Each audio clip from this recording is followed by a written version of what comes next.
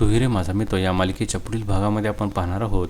ईश्वरी ही अर्णवला बोलते, अर्णव सर, ज्याप्रमाणे तुम्ही काही न बोलता तुमच्या मनातील सर्व काही मला समजते, त्याचप्रमाणे तुम्हाला देखील मी काही न बोलता सर्व समजते का? तेव्हा अर्णव देखील तिला होकार देतो आणि तेव्हा ईश्वरी अतिशय आनंदित होते व ती प्रेमाने अर्णवकडे पाहू लागते.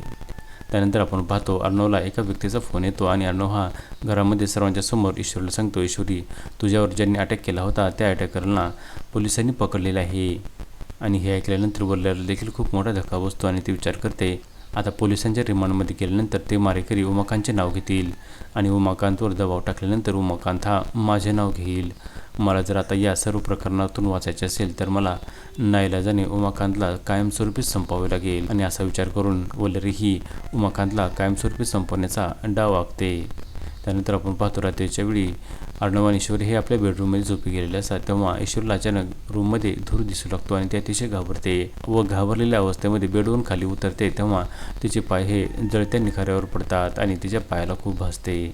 आणि तेव्हा अर्णव आणि ईश्वरी दोघेही अतिशय घाबरलेले असतात आणि दोघेही विचार करू लागतात की हे सर्व कोणी केले असेल.